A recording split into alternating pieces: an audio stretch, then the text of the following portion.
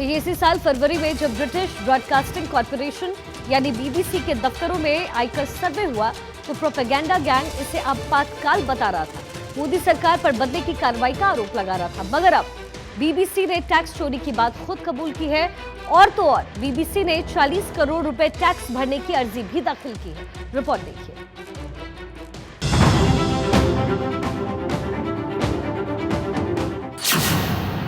Britain के सरकारी media ने कबूली करतूत।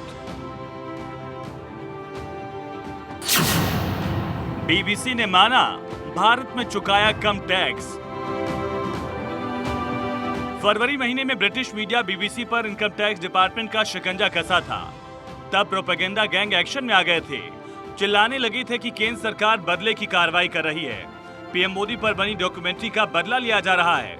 मगर अब जब खुलासा हुआ तब प्रोपेगेंडा गैंग चुपचाप हो गए हैं। बीबीसी ने माना कि उसने टैक्स चोरी की है। और तो और बीबीसी ने करीब 40 करोड़ टैक्स भरने के लिए अब आयकर विभाग से गुहार लगाई। दरअसल आईटी डिपार्टमेंट ने बीबीसी पर टैक्स सर्वे किया था। इसी साल फरवरी में टैक्स सर्वे किया गया। 2016 से टैक्स चोरी पकड़ी गई थी। हालांकि टैक्स चोरी की बात पर बीबीसी इनकार करती रही। अब बीबीसी ने कम टैक्स देने की बात मानी है। बीबीसी ने 2016 से 2022 के बीच करीब 40 करोड़ रुपए कम भरे टैक्स को जमा कराने के लिए आयकर विभाग में अपनी अर्जी दी है। अब इनकम टैक्स का असेसमेंट आना बाकी है। इससे पहले ही बीबीसी ने इस मामले में केस से बचने के लिए इनकम टैक्स डिपार्टमेंट को पहले ही 40 करोड़ रुपए भरने की अर्जी लगाई।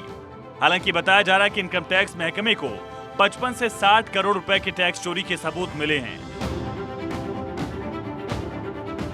आपको बता दें कि बीबीसी ने प्रधानमंत्री नरेंद्र मोदी को लेकर एक documentary India the Modi question बनाई थी।